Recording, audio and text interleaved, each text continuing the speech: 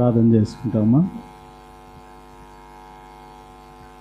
మా ప్రేమ గల ప్రియ పరలోకపు తండ్రి, జీవం గల మా గొప్ప దేవ, నిన్న నేడు నిరంతరము ఏకరీతికున్న మా ప్రియ పరలోకపు తండ్రి, మీ నామానికి వందనాలు చెల్లిస్తూ తండ్రి, మరి ఇటు రీతిగా మీ బిడ్డలుగా తిరిగి పెనియేల్లో దయ చూపించిన మీ ప్రేమనంతను బట్టి మీకు వందనాలు, స్తోత్రాలు చెల్లించుకుంటున్నాము. కొన్ని అనానుకూలత కారణాలు బట్టి పోయిన వారం మేము తండ్రి మరి గ్యాదర్ అవ్వలేకపోతూ వచ్చినాం. దయతో క్షమించండి. తిరిగి ప్రభు మీ బిడ్డలుగా మాకు ఇచ్చినటువంటి ఈ యొక్క శ్రేష్టమైన సమయాన్ని సరైన రీతిలో మేము మీ యొక్క సన్నిధిలో గడపగలటానికి సాయం చేయవలసిందిగా కోరుకుంటున్నాం. వాటిలో తోడైన దేవుడు తిరిగి ప్రభు మీ పాద సన్నిధికి మేము వస్తుండగా దయ చూపించవలసిందిగా కోరుకుంటున్నాం. మమ్మల్ని అందరినీ మీ చేతులకు అప్పచెప్పుకుంటున్నాం తండ్రి. మనుష్యుడు శరీరం కాకుండా పరిశుద్ధాత్మ దేవుడు మా మధ్యలో పరిచర్య చేయగలిగినట్లుగా మీ దయ మా ఎడల చూపించవలసిందిగా కోరుకుంటున్నాం. ఇప్పటికే వచ్చిన ప్రియులను బట్టి వందనాలు. ఇంకా ఎవరైనా మార్గం మధ్యలో ఉన్నట్లయితే ప్రభు వారికి ఎలాంటి అభ్యంతరాలు లేకుండా మందిరానికి రాగలటానికి సాయం చేయండి. వారి భాగం వారు పొందినట్లుగా మీ దయ చూపించవలసిందిగా కోరుకుంటూ మమ్మల్ని అందరినీ మీ చేతులకు అప్పచెప్పుకుంటున్నాను. నేను అయోగ్యుని తండ్రి, నిష్ప్రయోజకుని. నా యొక్క నిస్సాయ స్థితిని నేను ఒప్పుకుంటూ వస్తుండగా మీ దయ నా మా ఎడల చూపించి మాకు అవసరమైనటువంటి మాటల ద్వారా ప్రభా మాకు ఈ యొక్క బైబిల్ స్టడీలో ప్రభా సెకండ్ డిస్పెన్సేషన్ ఈ రోజుతో కంప్లీట్ అవుతుంది కనుక దానిలో ఉన్నటువంటి కొన్ని విషయాలు మేము ధ్యానించుకోవడం ద్వారా తండ్రి ఆత్మీయంగా మేము ఎలాగ ఉన్నామనే విషయాలు తండ్రి మేము దానిని మా యొక్క జీవితానికి అప్లికబుల్ చేసుకుంటూ ముందుకు వెళ్ళేదాని కొరకై మీ యొక్క సత్యాన్ని మేము తెలుసుకున్నట్లుగా మీ సహాయం చేయవలసిందిగా కోరుకుంటూ మరొకసారి నా యొక్క నిస్సహాయ స్థితిని నేను ఒప్పుకుంటూ వస్తుండగా దయ చూపించమని మరొకసారి మమ్మల్ని అందరినీ మీ చేతులుగా అప్పచెప్పుకుంటూ మహిమ ఘనత ప్రభావాలు మీకు ఆరోపిస్తూ యేసుక్రీస్తు వారి అత్యున్నతముగా హెచ్చించబడిన నామమును బట్టి స్తుతించి ప్రార్థించి అర్పించి అడిగి వేడుకొనుచున్నాం తండ్రి. ఆమెన్. మనకి డిస్పెన్సేషన్స్ యొక్క కాలములు లేకపోతే యుగములు బైబిల్లో ఉన్నటువంటి 7 రకాలైనటువంటి డిస్పెన్సేషన్స్ త్రూ మనం వెళ్ళటానికి దేవుడు కొన్ని వారాలుగా కొన్ని విషయాలు ప్రభు పాద సన్నిధికి వచ్చి మనం తెలుసుకోవడానికి దయ చూపిస్తూ వచ్చారు. మొట్టమొదటి డిస్పెన్సేషన్ మనం చూస్తే దయచేసి జస్ట్ గమనించండి. మొట్టమొదటి డిస్పెన్సేషన్ ఈ పార్ట్ ఇది ద డిస్పెన్సేషన్ ఆఫ్ ఇన్నోసెన్స్, అమాయకత్వపు యుగము. అది మనం చూసాము. ఇదంతా కూడా మనకు అయిపోయింది ఆ డిస్పెన్సేషన్. తిరిగి మనుష్యుడు పతనము, దాని తర్వాత ఏదైనా తోటలోంచి నెట్టివేయబడతాం. అదంతా ఈ ఫస్ట్ డిస్పెన్సేషన్లో మనం ఇదంతా చూస్తూ వచ్చాం. రెండవ డిస్పెన్సేషన్ ఇదంతా కూడా second dispensation, the dispensation of conscience, అంటే మనస్సాక్షి యుగము లేకపోతే మనస్సాక్షి కాలము. ఎవరి మనస్సాక్షిని బట్టి వాళ్ళు నడుచుకునే టైంని దేవుడు వారికి ఇవ్వటం జరుగుతూ వచ్చింది. దానిలో వారి మనస్తత్వ ప్రకారం మనస్సాక్షి చెప్పినట్టుగానే యాత్ర అంతా కూడా వాళ్ళు చేస్తూ వచ్చినట్లుగా మనం చూడగలుగుతూ వచ్చాం. ఇది the dispensation of conscience. So ఇది ప్రార్థన చేయండి. దాని తర్వాత మనకు తెలుసు ఇక్కడ ఇది ఫ్లడ్ ఆఫ్ వాటర్తో ఈ డిస్పెన్సేషన్ క్లోజ్ అవుతూ వచ్చింది. మనం అనుకున్నట్టుగానే ప్రతి డిస్పెన్సేషన్కి ఒక జడ్జిమెంట్ దేవుడు ఖచ్చితంగా ఉంటుంది. ఆ విషయాలన్నీ కూడా మనం చూస్తాం. మొట్టమొదటి డిస్పెన్సేషన్లో ఆదాము ఏదైనా తోటలోంచి నెట్టివేయబడతాం. రెండవ డిస్పెన్సేషన్లో ఫ్లడ్ ఆఫ్ వాటర్ ద్వారా దేవుడు భూమి మొత్తాన్ని కూడా ఆయన తుడిచివేయటానికి ఇష్టపడుతూ వచ్చినట్టు మనం చూడగలుగుతాం. ఇది డిస్పెన్సేషన్. ఈవేళతో second dispensation, the dispensation of conscience, అంటే మనస్సాక్షితో నడిచే ఆ కాలం. సో సచ్ లాంగ్ పీరియడ్ ఇది మనం అనుకున్నాము. 1656 సంవత్సరాలుగా ఈ కాన్షియస్ని బైబిల్ పండితులు చెప్తారు కనుక నెక్స్ట్ ఇది ద డిస్పెన్సేషన్ ఆఫ్ ఇది human government, the dispensation of human government. ప్రభు చిత్తం అయితే నెక్స్ట్ వీక్ దాని గురించి మాట్లాడుకుంటాం. కనుక దేవుడు మన జీవితంలో ఏది చేయాలని ఉద్దేశించాడో, దేని కొరకై మనల్ని ఉంచాడో, ఎలాగ మనం యాత్రలో ముందుకు వెళ్ళాలని ఆయన తలుస్తూ వచ్చినాడో ఆ విషయాలు అది మన యొక్క జీవితాల ద్వారా ఆయన చేయటానికి ఇష్టపడే దేవుడిగా ఉంటాడనే విషయాన్ని మనం ఎప్పుడు కూడా మర్చిపోకూడదు. అందుకోసం అని చెప్పేసి ఈ యొక్క డిస్పెన్సేషన్ మనకు తెలుసు. ఇది 8వ అధ్యాయం 19వ వచనం. దయచేసి ఒకసారి చదువుకుందాము. ఆదికాండము 8వ అధ్యాయము 19వ వచనం అందరం కలిపి చదువుకుంటాం. ఆదికాండము 8వ అధ్యాయము 19వ వచనాన్ని అందరం కలిపి చదువుకుంటాం. ప్రతి జంతువును, ప్రాకు, ప్రతి పురుగును, ప్రతి పిట్టయు, భూమి మీద సంచరించినవన్నీ వాటి జాతుల చొప్పున ఆ ఓడలో నుండి బయటికి వచ్చాను. కనుక ఈ డిస్పెన్సేషన్లో మనము ఇంతవరకు ఆ దేవుని యొక్క ఉద్దేశాన్ని ఏ రీతిగా ఇది ఆయన కంప్లీట్ చేయడానికి ఇష్టపడుతూ వచ్చాడో దాన్ని మనం చూసాం. 3వ అధ్యాయం 23 నుంచి ప్రారంభమై 8వ అధ్యాయము 19 వరకు ఈ యొక్క కాలము లేకపోతే ఈ యొక్క ఆ యుగము కంటిన్యూ అవుతూ వచ్చినట్లుగా మనం చూడగలుగుతాం. కనుక ఇది మనము చూసినప్పుడు జస్ట్ ఒకసారి ఫస్ట్ మొట్టమొదటి డిస్పెన్సేషన్ ఆఫ్ ఇన్నోసెన్స్, అమాయకత్వపు ఆ కాలంలో, ఆ టైంలో, ఆ టైం ఫ్రేమ్లో మనుషుడు దేవునితో ఉన్నటువంటి విడదీయలేని అన్బ్రోకెన్ ఫెలోషిప్ విత్ గాడ్, దేవునితో విడదీయలేనటువంటి ఒక ఆత్మీయమైనటువంటి ఆ బంధాన్ని కలిగి ఉన్నటువంటి ఆదాములు వాళ్ళు అదే టైంలో వాళ్ళు పాపం చేస్తూ వచ్చారు. వాళ్ళు అంటే పాపం చేసినారంటే అదే టైంలో దేవుని యొక్క ఉద్దేశానికి ఏది చేయొద్దని చెప్తూ వచ్చినాడో దాన్ని వాళ్ళు చేస్తూ వచ్చినట్లుగా మనం చూస్తాం. కనుక ఎప్పుడైతే వాళ్ళు చేయొద్దన్న పని చేస్తూ వచ్చారో దే లాస్ట్ దేర్ ఇన్నోసెన్స్. అంటే ఎప్పుడైతే చేయొద్దన్న పని చేస్తూ వచ్చినారో వాళ్ళకు ఉన్నటువంటి ఆ మనస్సాక్షిని వాళ్ళు పోగొట్టుకున్నారు. మనస్సాక్షి ఎప్పుడైతే పోతూ వచ్చిందో అంటే ఆ ఇన్నోసెన్స్ అనేది ఎప్పుడైతే పోతూ వచ్చిందో ఆ ఇన్నోసెన్స్ ప్రకారంగా ఆ అమాయకత్వంగా కంటిన్యూ అయ్యే అవకాశం ఇక లేదు వాళ్ళకి.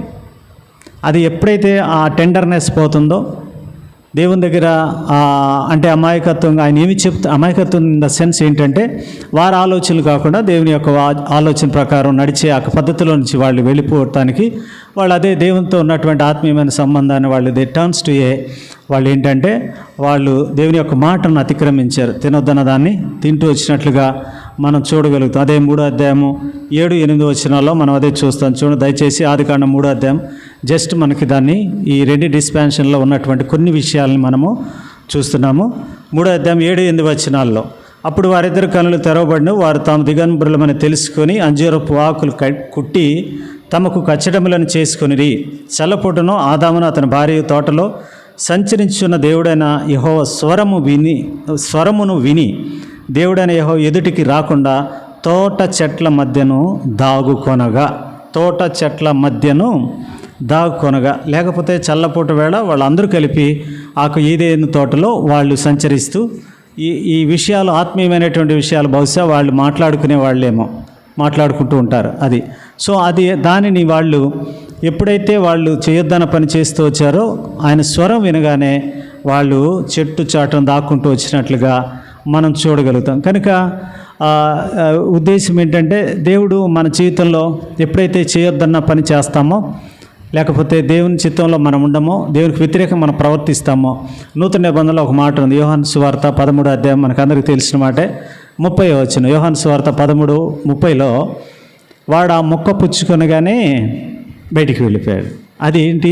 రాత్రి చీకటి. వాడు ఆ మొక్క పట్టుకొనగానే బయటికి వెళ్ళిపోయాడు. అప్పుడు ఏంటి? రాత్రి, అది చీకటి. కనుక ఎప్పుడైతే దేవుని చిత్తానికి వ్యతిరేకంగా మనం ప్రవర్తిస్తూ ఉంటామో మనం కూడా అలాగే ఆయన స్వరం విన్నప్పుడు భయపడుతూ ఉంటాం, దాక్కుంటుంటాం, ఆయన యొక్క మాటకి ఆ జవాబు ఇవ్వలేము. సో దాన్ని బట్టి ఆ దేవునితో ఉన్నటువంటి ఆ టెండర్నెస్, ఆయనతో ఉన్నటువంటి ఆ అనుబంధం, ఆయనతో ఉన్నటువంటి ఆత్మీయమైనటువంటి విషయాలు కూడా అది మనం నష్టపోతూ ఉంటాం అనే విషయాన్ని మనం మర్చిపోకూడదు. కనుక యాక్చువల్గా ఆదాము ఏం చేయాలి? వాళ్ళు దేవునికి విధేయత చూపించాలి, దేవుడు చెప్పినటువంటి పని చెయ్యాలి. కానీ వాళ్ళు ఏం చేస్తూ వచ్చారు? దేవునికి అవిధేయత చూపిస్తూ వచ్చారు. డిజొబీడియన్స్, దేవుని చెప్పినటువంటి దానికి వాళ్ళకి డిజొబీడియంట్గా ఉంటూ వస్తూ వచ్చినట్టుగా మనం చూడగలం. కనుక దానివల్ల వాళ్ళకి ఏం జరుగుతూ వచ్చింది? వాళ్ళు నష్టాన్ని, జడ్జిమెంట్ని ఫేస్ చేయాల్సి వచ్చింది.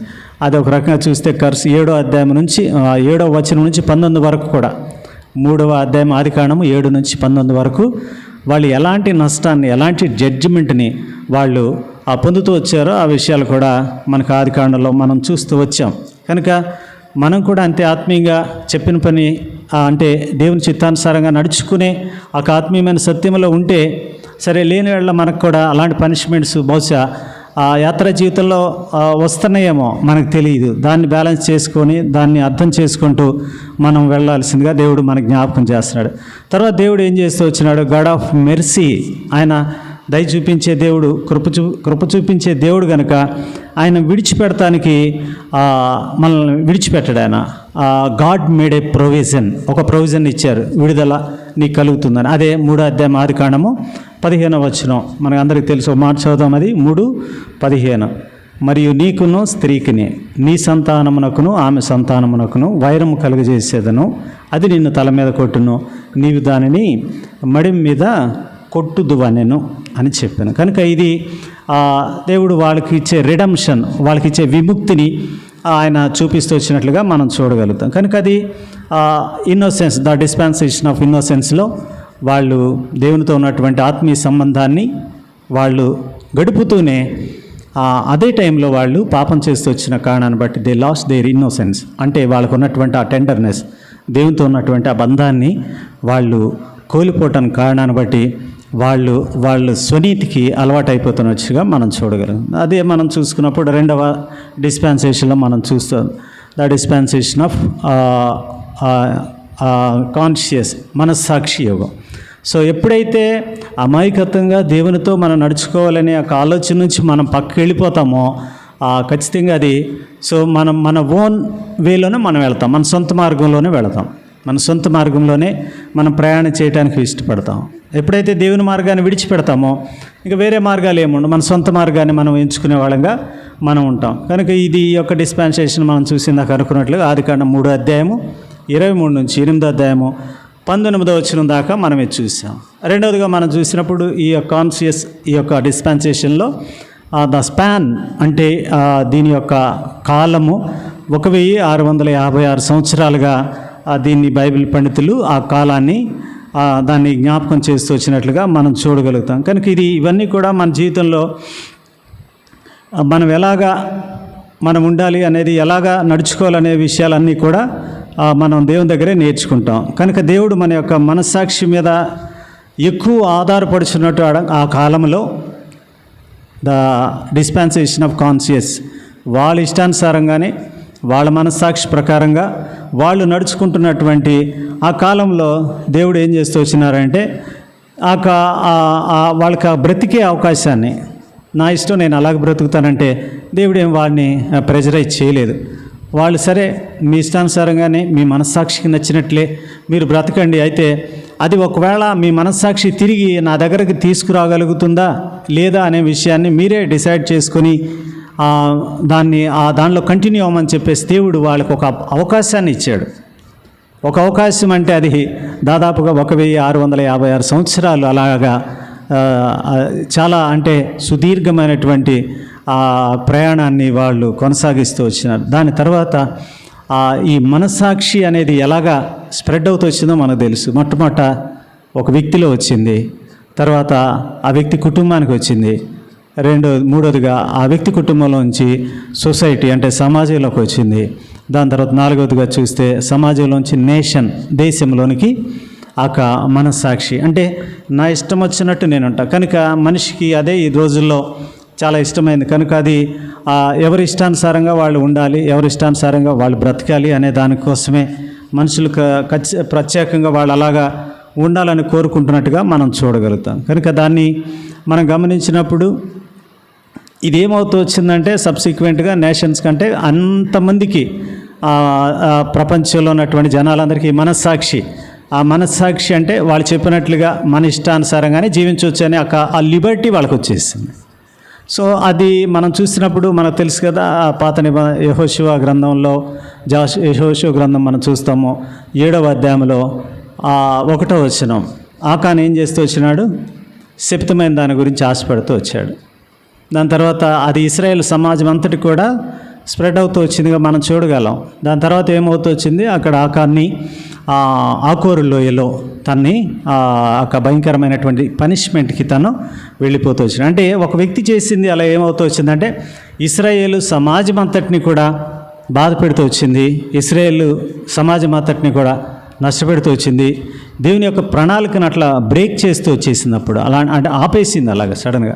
కనుక ఒక వ్యక్తి చేసినటువంటి అది అక్కడి నుంచి దేవుడు వారి మధ్యలో నివసిస్తున్నాడు కనుక తర్వాత జాషువాతో మాట్లాడి ఇశ్రాయేల్ సమాజం తప్పు చేసిందని చెప్పి అక్కడి నుంచి ఎలా తీసుకోవాలనే విషయాలను గైడ్ చేస్తూ వచ్చాడు. కానీ ఈ మనస్సాక్షి యుగంలో అలాగ లేదు కనుక అట్లా వెళ్ళిపోతూ వచ్చినాడు. అలాగే ఒక వ్యక్తి కుటుంబంగా మనం చూసుకుంటే 2 రాజుల గ్రంథము 5వ అధ్యాయంలో కూడా అంతే. గేహజీ 28వ వచనంలో 5:28లో ఆ కుష్టు అనేది తన ఇంటి వారికి తన తరతరముల వరకు అది ఎలాగా అది వ్యాపిస్తూ సంక్రమిస్తూ అదొక ఆస్తిలాగా.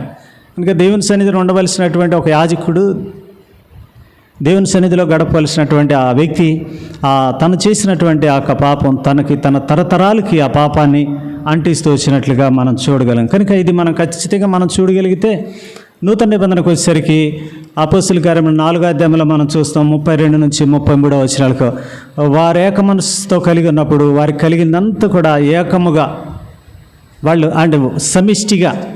కనుక అక్కడ ఎవరికి వాళ్ళు ఏం చెప్పింది లేదు, ఏం లేదు. ఆ 4వ అధ్యాయంలో ప్రతిదీ కూడా సమిష్టిగా వాళ్ళు ఏక మనసుతో వాళ్ళు. 1వ అధ్యాయం మనం చూస్తే 8-15 వచనంలో వారు మేడగదిలో ఏక మనసుతో ప్రార్థన చేస్తారు. కనుక ఇవన్నీ మనం చూసినప్పుడు వాళ్ళు తీసుకున్నటువంటి వన్నెస్ వారిని అద్భుతమైనటువంటి విజయాల్లోకి నడిపించినట్లుగా మనం చూడగలుగుతాం. కనుక ఎప్పుడైతే మనస్సాక్షి ద్వారా నేను ఉండాలి అనే ఆలోచనలో అక్కడ ద డిస్పెన్సేషన్ ఆఫ్ కాన్షియస్లో అవాదం చేసినటువంటి ఆ దేవుణ్ణి చెప్పినటువంటి క్రమంలో నడవని కారణాన్ని బట్టి సబ్సిక్వెంట్గా ఒక వ్యక్తి ద్వారా వ్యక్తికి, తర్వాత కుటుంబానికి, సమాజానికి, ఆ ప్రపంచం మొత్తానికి కూడా ఆ కాన్షియస్ వాళ్ళ ఇష్టానుసారంగా నడుచుకునే ఆ పరిస్థితిలోకి నెట్టివేయబడుతూ వచ్చినాం బలవంతంగా. సో అది దాన్నే వేరు చేస్తాం. ఇప్పటికీ చాలామంది అదే పరిస్థితుల్లో వెళ్ళే వాళ్ళని కూడా మనం చాలామందిని మనం చూడగలుగుతాం. కనుక దేవుని చిత్తానుసారంగానే మనం నడవాలి, దేవుని యొక్క ఉద్దేశానుసారంగానే మనం నడవాలి. దేవుడు మనకి ఏది చెప్పాడో అది చేయటం అనేది నేర్చుకోకపోతే ఖచ్చితంగా మన యాత్రా జీవితంలో మనము ఆయన్ని ముందు పెట్టుకుని వెళుతున్నాం అనుకుంటాం, కానీ మన ప్రయాణము సరిగా ఆయనతో ఉండదనే విషయాన్ని మనం జ్ఞాపకం చేసుకోవాలి. కానీ ఇక్కడ ఆ రీతిగా ఈ యొక్క 2 డిస్పెన్సేషన్లో కూడా దేవుడు తన యొక్క ప్రణాళికని, తన యొక్క ఉద్దేశాన్ని బయలుపరుస్తూ వచ్చినారు. కానీ మనుషులు నా కాన్షియస్తోనే నేను డ్రైవ్ అవుతాను, నా కాన్షియస్ ద్వారానే నేను ముందుకు వెళ్తాననే విషయాల్ని వాళ్ళు తీసుకున్న నిర్ణయాన్ని బట్టి వాళ్ళకి అవకాశాన్ని దేవుడు ఇస్తూ వచ్చినట్లుగా మనం చూడగలుగుతాం. అందుకోసం దాన్ని ఖచ్చితంగా ఆ విషయాల్లో దేవుడు నేను తీసుకుంటున్న నిర్ణయాల్లో ఆయన ఏమీ కూడా మనల్ని బలవంతం పెట్టడు. మనం ఈ జర్నీలో మనం ఎలాగుండాలనేది ఏంటనే విషయాలన్నింటినీ కూడా ఆయన ఖచ్చితంగా మనకి ఆయన చెప్తాడు. దాన్ని అర్థం చేసుకుని ముందుకెళ్ళాలి, దాన్ని అర్థం చేసుకుని నడుచుకోవాలి, దాన్ని అర్థం చేసుకుని ఆయన ఒక బాటలో నడవాలి. అంతేగాని నా ఇష్టానుసారంగా నేను నడుస్తాను అని అంటే అది నూతన నిబంధనలు అయితే ఇప్పుడు అది అందరికీ కూడా సంక్రమించే పరిస్థితులు వచ్చిన విషయాన్ని మనం అర్థం చేసుకోవాలి. అందుకోసమనే దేవుడు జ్ఞాపకం చేస్తూ వచ్చే విషయాలు ఏంటంటే ఇప్పుడు ఈ డిస్పెన్సేషన్ ఈ రోజుతో మనకి ఈ కాన్షియస్ అనేది డిస్పెన్సేషన్ మనకి ఈ రోజుతో మనం దాన్ని క్లోజ్ చేసుకుంటాము. అందుకే దేవుడు ఈ 2 విషయాలు మనతో మాట్లాడటానికి ఇష్టపడదు. ఒకటి ఏంటంటే గాడ్స్ ఫెయిత్ఫుల్ విట్నెస్, అంటే దేవునికి నమ్మకమైన సాక్ష్యం కలిగినటువంటి వాళ్ళు కావాలి. ఫెయిత్ఫుల్ విట్నెస్, దేవునికి ఫెయిత్ఫుల్గా నమ్మకమైనటువంటి సాక్ష్యం కలిగిన వారుగా కావాలి. సో గాడ్స్ అంటే ఆయన దేవుడు రెమనెంట్స్ ఉంచుకుంటూ వచ్చాడు, శేషాన్ని, నమ్మకమైన శేషాన్ని. పోయిన వారం మనం చూస్తూ వచ్చారు రెమనెంట్స్ని, నమ్మకమైన శేషాన్ని ఆయన ఉంచుకుంటూ వచ్చాడు. అది ఆయన అని జ్ఞాపకం. ఇప్పుడు ఆయన చెప్పేది ఏంటంటే గాడ్స్ ఫెయిత్ఫుల్ విట్నెస్ అంటే దేవునికి నమ్మకంగా ఉండే ఆయన సాక్ష్యం కలిగిన వాళ్ళు కావాలి, రెండవదిగా దేవుడు ఒక విజ్ఞప్తి చేస్తూ ఉన్నాడు. ఏంటంటే ప్రతిదీ కూడా ఆయన ఒకటే చెప్తాడు, అది నేను వెళ్ళే మార్గము మంచి మార్గం కనుక మీరు నా మార్గంలోకి రావాలి. గాడ్స్ అప్పీల్ ఏంటంటే దేవుడు ఈ దినాన మనకు ఏం విజ్ఞప్తి చేస్తున్నాడో ఆ విషయాలను ఆయన చెప్పడానికి ఇష్టపడు. కనుక దానికి ఈ రెండు విషయాలు మనము మాట్లాడుకుని దేవుని చేతి మీద దీన్ని ఈ డిస్పెన్సేషన్ మనకు క్లోజ్. అంటే ఫెయిత్ఫుల్ విట్నెస్గా మనం ఉండాలి, నమ్మకమైనటువంటి సాక్షులుగా మనం ఆయన కోసం ఉండాలంటే మనం ఎవరిని చూడగలుగుతామనే విషయాన్ని మనం చూస్తే పోయిన వారిని చూడండి దయచేసి. ఆదికాండము 5వ అధ్యాయము, ఆదికాండము 5వ అధ్యాయము 22 నుంచి 24 వరకు. ఆదికాండము 5వ అధ్యాయము 22 నుంచి 24వ వచనం వరకు అందరం కలిపి చదువుకుంటాం. హానోకు మెతుషెలను కనిన తరువాత 300 ఏండ్లు దేవునితో నడుచుచు కుమారులను కుమార్తెలను కనెను. హానోకు దినములనియు 365 ఏండ్లు. హానోకు దేవునితో నడిచిన తరువాత దేవుడు అతను తీసుకొని పోయిన గనుక అతడు లేకపోయాను. కనుక ఇక్కడ హానోకు గురించి మనము జ్ఞాపకం చేసుకుంటే చూడండి, ఒకసారి మనం కొంత ఆయన గురించి యూదా పత్రికలో కూడా ఒక మాట రాయబడుతూ వచ్చింది. యూదా పత్రిక 14-15 వచనాలండి. దయచేసి యూదా పత్రిక, యూదా రాసిన పత్రిక 14-15 వచనాలు కలిపి ఉన్నాయి. దయచేసి అందరం కలిపి చదువుకుంటాం. యూదా రాసిన పత్రిక 14-15 వచనాలు అందరం కలిపి. ఆదాము మొదలుకొని 7వ వాడైన హానోకు కూడా వీరిని గూర్చి ప్రవచించి ఇట్లా నేను, ఇదిగో అందరికీ తీర్పు తీర్చుటకును వారిలో భక్తిహీనులందరూ భక్తిహీనముగా చేసిన వారి భక్తిహీన క్రియలన్నిటినీ గూర్చియు భక్తిహీనులైన పాపులు తనకు విరోధముగా చెప్పిన కఠినమైన మాటలన్నిటిని గూర్చియు వారిని ఒప్పించుటకును ప్రభు తన వేవేల పరిశుద్ధుల పరివారముతో వచ్చెను అనే విషయాన్ని యేసుక్రీస్తు ప్రభువారి సహోదరుడు యూదా ఆయన రాస్తూ వచ్చినట్లుగా మనం చూడగలుగుతాం. కనుక ఇక్కడ యూదా ఉద్దేశం ఏంటంటే, ఇక్కడ చూడండి, ఆదాము మొదలుకొని 7వ వాడైన హానోకు కూడా వీరిని గూర్చి ప్రవచించి హానోకు కూడా ఇలా జరుగుతుంది అని చెప్పేసి ఆయన ప్రవచిస్తూ వచ్చాడంట. హానోకు కూడా ఈ విషయాలు ఇలా జరుగుతాయి అనే విషయాన్ని ఆయన ప్రవచిస్తూ వచ్చినట్లుగా మనం చూడగలుగుతాం. కనుక ఈ విషయాలు మనము ఖచ్చితంగా మనం ఇక్కడ చూసినప్పుడు దేవుడు హానోకుని ఎలాగ వాడుకుంటూ వచ్చినాడో మనకి అర్థమవుతుంది.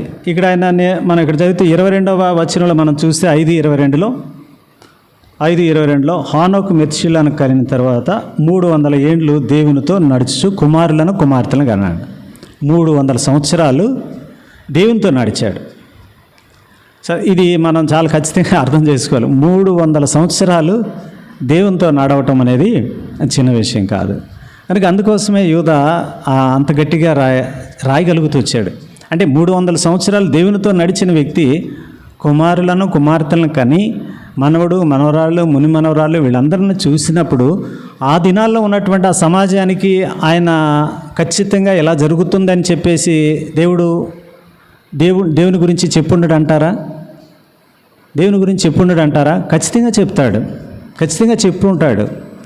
300 సంవత్సరాలకు. అందుకోసం చూడండి, ఇక్కడ 24లో వచ్చిన ఏముంది?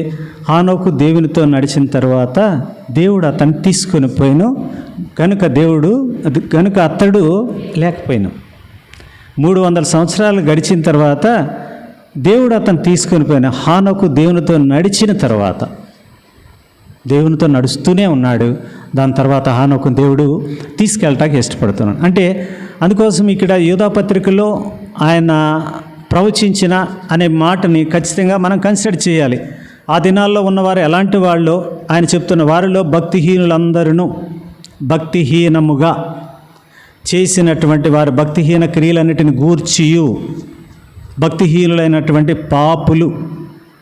కనుక ఈ విషయాలు మన జ్ఞాపకం చేస్తాయి. ఆయన ప్రవచిస్తూ వచ్చాడు. ఆయన 300 సంవత్సరాలు అంటే ఇది జరుగుతుందని నోవాహు ఒక పని చేస్తూ వచ్చాడు. హానోకు ఏం చేసి ప్రవచిస్తూ వచ్చినాడు. దీన్ని బట్టి మనం చూస్తే కుమారులు కన్నాడు, కుమార్తెలు కన్నాడు. ఆయన ఏం చేస్తూ వచ్చాడు? ప్రవచిస్తూ ఈ విషయాలు, భక్తిహీనులు వాళ్ళు చేసే పాపాలు, వాటన్నిటిని గురించి ఎంతో ఖచ్చితంగా చెప్తూ వచ్చినట్లుగా మనం చూడగలుగుతాం. కనుక ఈ దినాల్లో మనం అంత చొరవ తీసుకుని నువ్వు సరిగా ఉండట్లేదు, నువ్వు భక్తిహీనంగా ఉంటున్నావు, లేకపోతే నువ్వు విశ్వాసంగా లేవు, లేకపోతే నువ్వు ఇలాగా మందిరానికి సరిగా రావట్లేదు అని చెప్పే ఆ ధైర్యాన్ని మనం ఖచ్చితంగా చేయలేము, అది ఖచ్చితంగా కుదరదు కూడా, ఎవరు ఒప్పుకోరు ఆ విషయంలో. కానీ అలాంటి మనుషుల మధ్యలో 300 సంవత్సరాలు దేవునితో నడవటం అంటే అక్కడ ఉన్న వాళ్ళందరూ దేవుని ఎరగని వాళ్ళే. దేవుని ఎరగని వాళ్ళు ఎవరు కూడా ఈ లోకం మనల్ని ప్రేమించదు.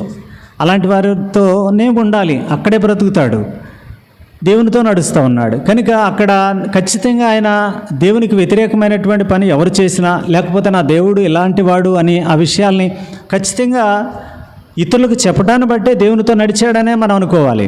దేవునితో నడుస్తున్నాడు అనే దానికోసం దానికి గీటుగా ఏంటి, మనం బైబిల్ బ్యాగులో పెట్టుకుని మందిరానికి వచ్చి మళ్ళీ బ్యాగులో పెట్టుకున్న బైబిల్ ఇంటికి వెళ్ళిపోవటమా? ఇంటికి వెళ్ళిపోయి మళ్ళీ శుభ్రంగా మళ్ళీ వండుకొని తిని ఫ్యామిలీతో గడిపి మళ్ళీ మందిరానికి వస్తే దేవునితో నడిచినట్లు అవుతుందా? కానీ కాదు. దేవునితో నడవటం అంటే మనం ఎవరైతే those are doing his work, ఎవరైతే ఆయన పని చేస్తారో, ఆయన పనిని చేస్తూ ఉంటారో ఆయనతో నడిచినట్టు. ఆయనతో నడవాలంటే వాకింగ్ టుగెదర్, ఆయనతో నడిచేటప్పుడు ఆయన పని కలిగిన వాళ్ళమే, ఆయన పని చేయాలనేది ఉద్దేశం. కనుక ఆయన ఖచ్చితంగా ఆ విషయాలను చేయటానికి ఇష్టపడుతూ వచ్చినట్లుగా ఆయన ప్రవచిస్తూ వచ్చి ఎంతో ధైర్యంగా డైనమిక్గానే ఖచ్చితంగా చెప్పు ఉంటాడు. అందుకోసం చూడండి, ఒక మాట చూస్తాం మనం హెబ్రీలో కదా మనకి, చూడండి హెబ్రీ పత్రిక 11వ అధ్యాయము, హెబ్రీ 11 హెబ్రీ 11 5వ వచనం దయచేసి అందరం కలిపి చదువుకున్నాం. 11:5 విశ్వాసమును బట్టి హానోకు మరణము చూడకుండానట్లు కొనిపోబడెను.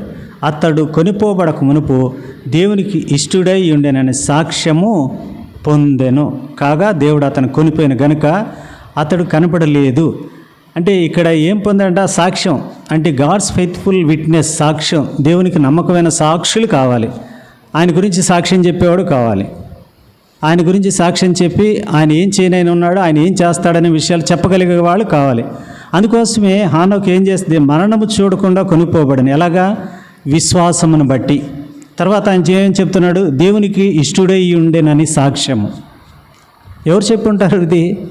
ఆయన దేవునికి ఇష్టడే అన్నాడు. చాలామందిని మనం చూస్తాం, అన్న ఆయనకి దేవుని ఇలాంటి ఎంత ప్రేమ అన్న.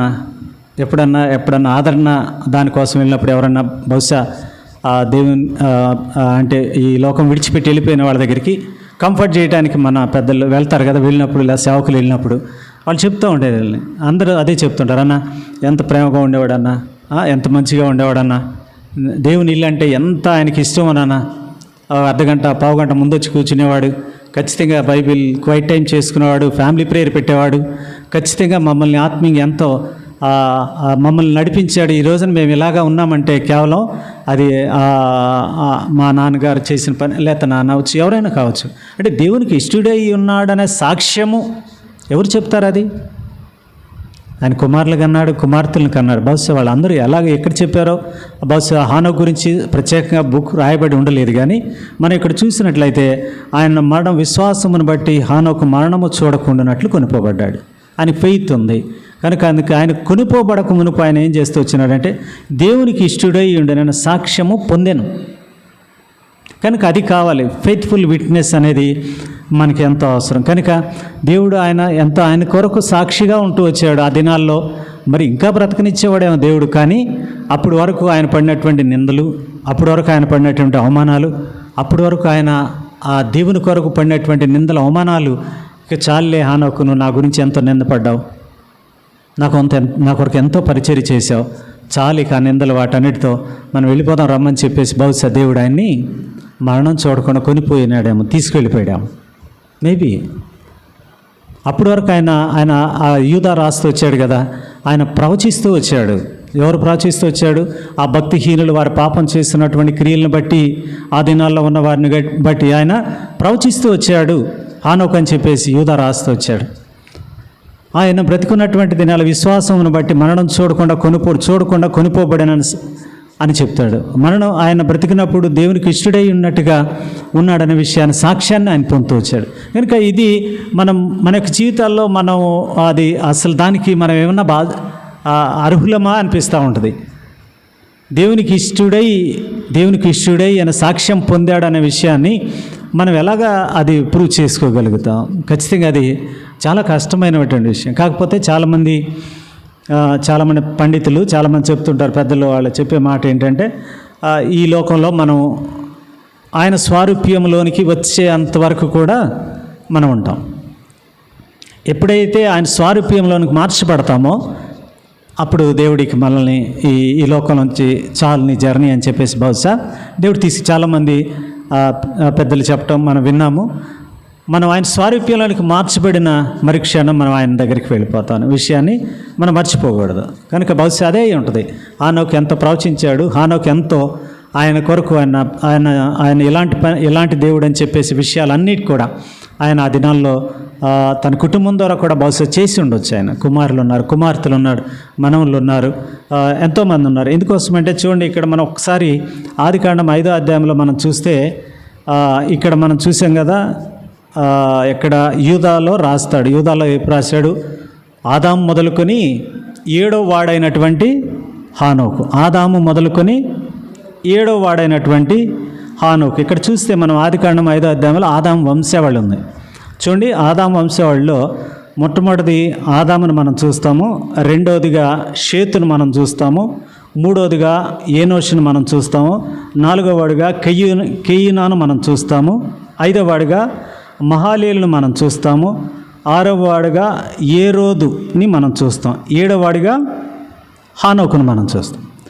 ఈ పైన ఆదాము తప్పితే మధ్యలో ఉన్న వాళ్ళందరూ కూడా ఎవరు కూడా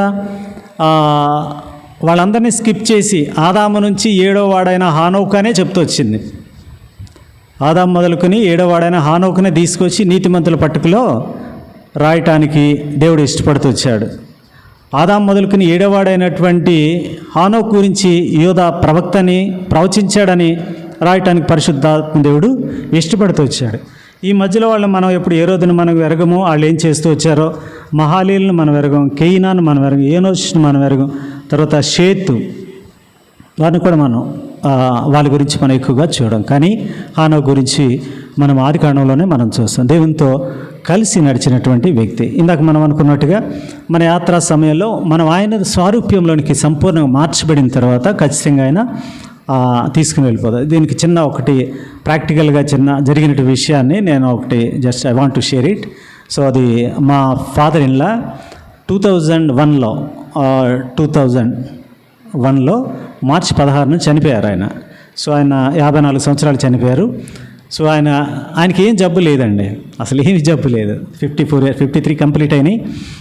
జాన్యువరిలో మార్చిలో వచ్చింది. 53 కంప్లీటెడ్ జాన్యువరి, మార్చి 16 చనిపోయారు. 53 ఏళ్ళు కంప్లీట్ అయినాయి అంతే. ఆయనకి ఏమీ జబ్బు లేదు. సో అయితే ఏదో అంటే ఆయన ఇక్కడ బోధనలో చేసేవాళ్ళు షుగర్ ఫ్యాక్టరీలో జిఎంగా. సో ఆయన చేస్తున్నప్పుడు అక్కడ హాఫ్ సీజన్ అని ఉంటుంది, తర్వాత సీజన్ అని ఉంటుంది షుగర్ ఫ్యాక్టరీస్కి. దాని గురించి తెలిసిన వాళ్ళు ఉంటే తెలుస్తుంది. 8 నెలలు అది రన్ అవుతూ ఉంటే 4 నెలలు దానికి హాఫ్ సీజన్. అప్పుడు అంతా కూడా ఆ క్లీనింగ్ అది చేసుకుంటారు.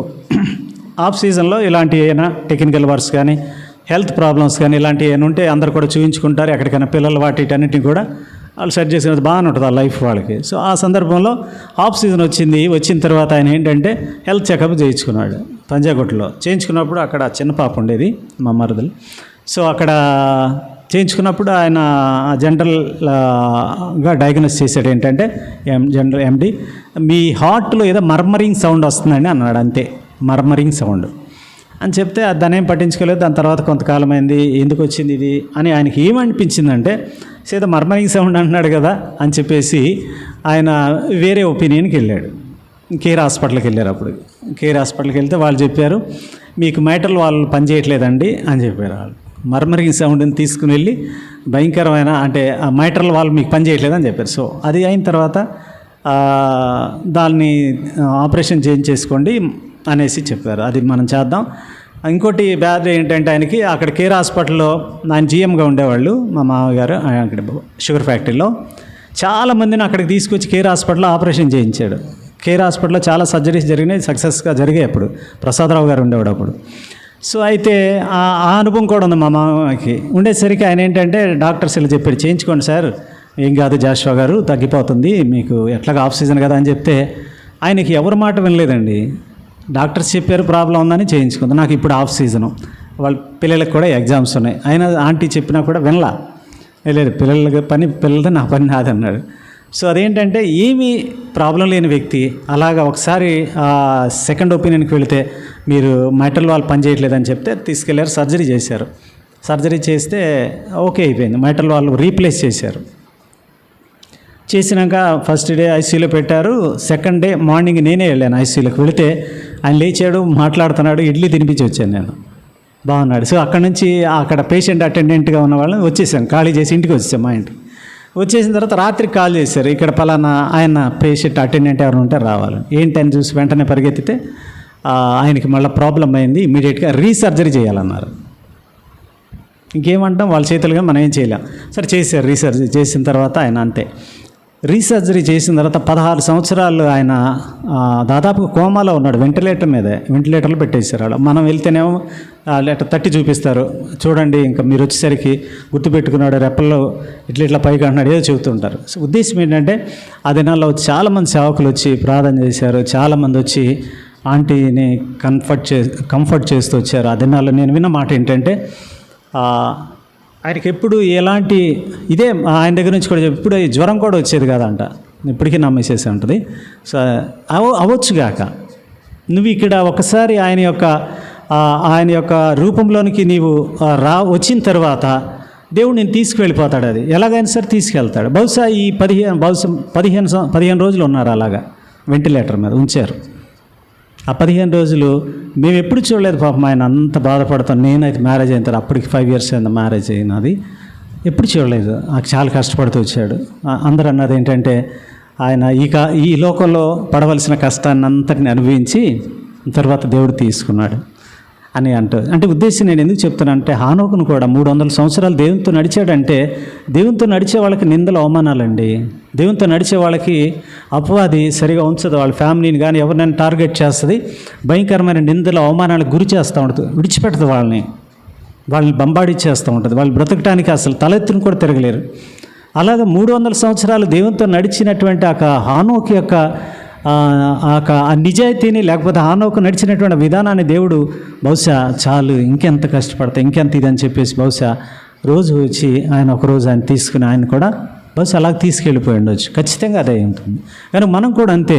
ఎప్పుడైతే మనం ఆయన స్వారూప్యంలోనికి మార్చబడతామో ఖచ్చితంగా ఆయన మనల్ని తీసుకెళ్తాం. ఇంకా ఆయన స్వారూప్యంలోకి మార్చబడలేదని అంటే ఇంకా దేవుడు ఏదో ఆయన ఇంకా మనలో మార్పు కోసమే ఆయన చూస్తున్నాడనే విషయాన్ని మనం అర్థం చేసుకోవాలి. కనుక ఆ దినాల్లో ఆయన ప్రవచిస్తూ వచ్చాడు హానోకు. కనుక గాడ్స్ ఫెయిత్ఫుల్ విట్నెస్, సాక్షులుగా ఉన్నటువంటి మొట్టమొదటి సాక్షి హానోకును మనం చూస్తే అనేక మందికి ఆ భక్తిహీనుల గురించి ఆ దినాల్లో ఉన్నవారు, నువ్వు భక్తిహీనంగా ఉంటున్నావని ఎంతోమందికి ఆయన ప్రవచిస్తూ వచ్చినట్లుగా మనం చూడగలుగుతాం. కనుక అది దేవుడు ఆయనకి ఇచ్చినటువంటి బాధ్యత.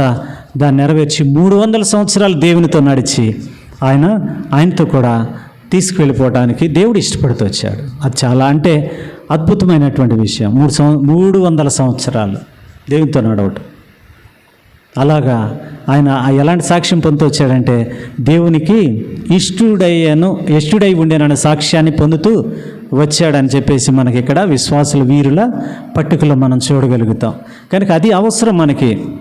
మనం కొనిపోబడక మునుపు, ఈ లోకాన్ని విడవబడక మునుపు దేవునికి ఇష్టుడై ఉండేననే సాక్ష్యం అనేది, ఆ టెస్టిమనీ అనేది అవసరం. ఆ టెస్టిమనీ అనేది మనకి ఎంత అవసరం. కనుక ఫెయిత్ఫుల్ విట్నెస్లు కావాలి. అలాంటి వాళ్ళు నాకు కావాలి. Faithful witness. ఇంకెన్నో సాక్ష్యం మనం ఎన్నో మేము చేసి వచ్చాం, అవి కాదు కావాల్సింది. నమ్మకమైనటువంటి సాక్షులు ఆయనకు కావాలనేది ఇక్కడ జ్ఞాపకం చేయబడుతుంది. హానోకు అలాగా దేవునికి ఇష్టుడై ఉండిన సాక్ష్యము పొందుతూ వచ్చినాడు. రెండవ వ్యక్తిని మనం చూస్తాం చూడండి, నోవాహు కూడా ఆయన దేవుడికి ఇష్టుడైనటువంటి ఆయన కూడా ఫెయిత్ఫుల్ ప్రీచర్. ఆయన ఫెయిత్ఫుల్ ప్రీచర్. చూడండి మనకి ఇదే హెబ్రీ పత్రిక 11వ అధ్యాయము 7వ వచనం అందరం కలిపి చదువుకోండి. హెబ్రీ 11:7. విశ్వాసమును బట్టి నోవాహు అది వరకు చూడని సంగతులను గూర్చి దేవుని చేత హెచ్చరింపబడి భయభక్తులు గలవాడై తన ఇంటివారి రక్షణ కొరకు ఒక ఓడను సిద్ధము చేశాను. అందువలన అతడు లోకం మీద నేరస్థాపన చేసి విశ్వాసం బట్టి కలుగు నీతికి వారసుడాయను. విశ్వాసం వలన కలిగే నీతికి ఆయన వారసుడవుతూ వచ్చాడంట. కనుక అది తన కుటుంబం కొరకైనటువంటి ఆ రక్షణ, బిడ్డల్ని, కుటుంబాన్ని ఆయన తన కుటుంబం కొరకు రక్షణ అనే విషయంలో నడిపించే దాని కొరకు ఇంటి వారి కొరకై అక్కడ రక్షణ వాడను నిర్మించుకుంటూ వచ్చినట్లుగా మనం చూడగలుగుతాం. కనుక ఆయన నోవాహు కూడా అంటే కొనిపోబడక ముందు, తర్వాత, ఆఫ్టర్ ఫ్లడ్, బిఫోర్ ఫ్లడ్ కూడా ఆయనేమి ఈ పాపం చేయనటువంటి వ్యక్తి ఏం కాదు, తప్పు చేయనటువంటి వ్యక్తి ఏం కాదు. కానీ కాకపోతే దేవుడు ఏం చేస్తూ వచ్చాడంటే ఆయన ఎలాగా మనకు తెలుసు కదా, ఆయన ఎప్పుడైతే చితిసారకు మనానుతో ఓడను నిర్మించుకోమని ఆయన్ని ఆ ఒక ఓడలోకి దేవుడు నోవాహును పంపిస్తూ వచ్చాడో, ఆ నోవాహుకి అక్కడ ఉన్నటువంటి ఫెలోషిప్ ఏంటి? అది ఆ పక్షులు, ఆ జంతువులే. సో ఆ పక్షులు, జంతువులతో ఉన్నటువంటి 5-6 నెలలు కూడా బహుశా ఖచ్చితంగా ఆయన వాటిని ఖచ్చితంగా స్టడీ చేసి ఉంటాడు. ఏది ప్రమాదకరమైంది, ఏది మంచిది ఏంటనే ఆ జ్ఞానాన్ని బహుశా ఆ క్రియేచర్స్, దేవుడు ఆ సృష్టిలో ఉన్నటువంటి వాటితో ఏది మంచిది, అవే కదా ఆయనకి ఫెలోషిప్, అవే ఆయనకి ఫెలోషిప్. సో దేవుడు ఒక మార్గాన్ని చూపించే ఎంత అద్భుతమైనటువంటి మాట అంటే చూడండి, అది ఆదికాండము 8వ అధ్యాయము, ఆదికాండము 8వ అధ్యాయము 20వ వచనం. ఆదికాండము 8వ అధ్యాయము 20వ వచనం అందరం కలిపి. అప్పుడు నోవాహు యెహోవాకు బలిపీఠం కట్టి పవిత్ర పశువులన్నింటిలోనూ పవిత్ర పక్షులన్నింటిలోనూ కొన్ని ఈయనకి ఎలా తెలుసు పవిత్ర పశువులు, పవిత్ర పక్షులు? ఆయనకు సహవాసం అదే. ఆ ఓడలో దేవుడు ఆ సేఫ్టీ, ఆర్క్ ఆఫ్ ది సేఫ్టీలో ఆ ఓడలో ఆయన ఉంచినప్పుడు ఆయన సహవాసం అవే. సో వాటిలో ఏది శ్రేష్టమైనది, ఏ పవిత్రమైన పక్షి, ఏది పవిత్రమైనటువంటి పశువు అని వాటి గురించి, వాటి మంచితనాన్ని గురించి అవి ఉంటున్నటువంటి ఆ విషయాలన్నిటితో బహుశా ఆయనకి ఆ ఫెలోషిప్ని ఆయన ఇస్తూ వచ్చాడు. అందుని బట్టి దేవుడు ఆయనకు ఒక మార్గం చూపిస్తూ వచ్చి ఇలాగా అందుకోసమే అక్కడ ఇంపైన సువాసన ఆఘ్రాణించిన ఒక మాట ఉంటుంది. ఇంపైన బలిపీఠం మీద అర్పించిన పవిత్రమైన పశువులు, పవిత్రమైన పక్షులు. సో దేవుడు నోవాహుకి ఆ ఎన్లైట్మెంట్ ఇచ్చాడు. ఆ క్రియేచర్స్తో దేవుడు సృష్టించిన సృష్టిలో ఉన్న ప్రతిదీ కూడా ఒక పేరు అక్కడ ఆ ఓడలో ఉండింది. ఆ ఓడలో ఉన్నటువంటి దాంట్లో 8 మంది ఉన్నారు. 8 మంది ఆ క్రియేచర్స్ వాటితో ఫెలోషిప్ చేస్తూ వచ్చినాడు. నోవాహుకు ఆ విషయాన్ని జ్ఞాపకం చేస్తూ దాన్ని బహుశా తాను తీసుకున్న కారణం, లేకపోతే ఎవరు ఇస్తారో దాన్ని పవిత్రమైన పక్షి అని ఎలా చెప్పగలుగుతారు? పావురాలను వధించడం, అది పవిత్రమైన పశువు అని చెప్పేసి గొర్రెను వధించడం, వాటిని ఎలాగా దేవుడు ఆ జ్ఞానాన్ని ఇచ్చాయంటే వాటితో ఫెలోషిప్ చేయటానికి బహుశా అక్కడికి దేవుడు చూడండి.